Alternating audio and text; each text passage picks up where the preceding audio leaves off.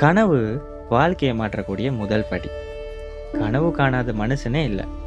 ஆனால் தன்னுடைய கனவுக்காக தினமும் ஒரு அடியை எடுத்து வைக்கிற மனுஷன் தான் வாழ்க்கையில வெற்றி பெறான். நம்ம காண்கிற கனவு என்னமோ பெருசாக இருக்கலாம். அதை பார்க்குற சிலர் சிரிக்கலாம். இது உன்னால் முடியாது அப்படின்னு சொல்லலாம். ஆனால் ஒன்று மட்டும் நினைவில் வச்சுக்கணும். என் கனவை பார்க்குற கண்கள் என்னுடையது. அதை நனவாக்க வேண்டியது என்னுடைய பொறுப்பு. இன்னைக்கு பணம் இல்லாமல் இருக்கலாம், வாய்ப்பு இல்லாமல் இருக்கலாம், ஏன் ஆதரவு கூட இல்லாமல் இருக்கலாம். தோல்வி வந்துருச்சு அப்படின்னு சொல்லி நம்முடைய கனவுகளுக்காக போராடாமல் இருக்கக்கூடாது.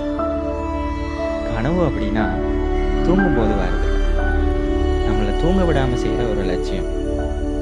அந்த லட்சியத்தை பிடிச்சுக்கிட்டு உழைச்சிக்கிட்டே இருக்கணும்.